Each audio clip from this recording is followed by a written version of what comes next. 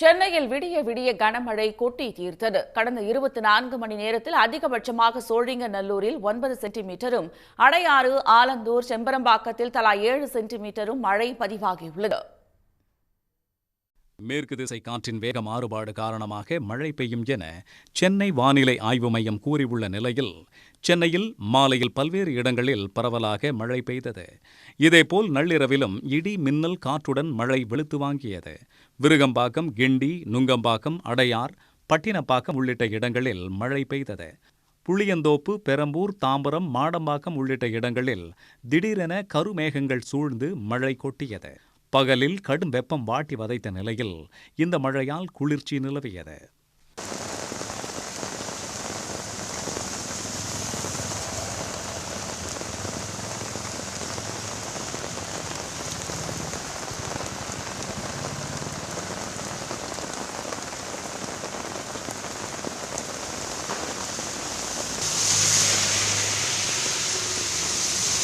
கொடைக்கானல் மற்றும் சுற்று வட்டார பகுதிகளில் காலை முதலே விட்டுவிட்டு மழை பெய்து வந்தது.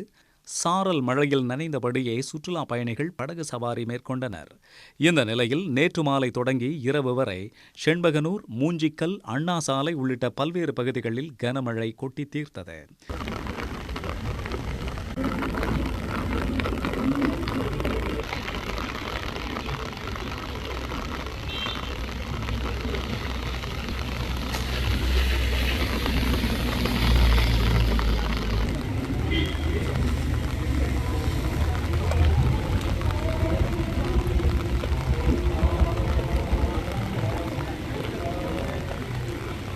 இதேபோல் திருவள்ளூர் சுற்றுவட்டார பகுதிகளான ஊத்துக்கோட்டை, பென்னலூர்பேட்டை, பூண்டி உள்ளிட்ட இடங்களில் 3வது நாளாக மிதமான அளவில் மழை பெய்தது. 3 நாட்களாக பெய்த மழையால் தாழ்வான இடங்களில் தண்ணீர் தேங்கியது.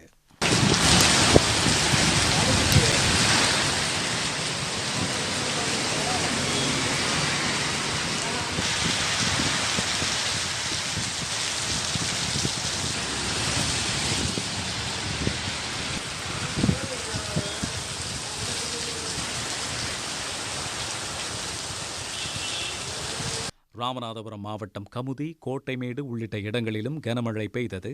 சுமார் 1 மணி நேரம் இடி, மின்னலுடன் பெய்த மழை காரணமாக வெப்பம் தணிந்து குளிர்ச்சி நிலவியது. சன் நியூஸ் வாட்ஸ்அப் சேனலை ஃபாலோ செய்யுங்கள். QR கோடை ஸ்கேன் செய்து சன் நியூஸோடு இணைந்திருங்கள்.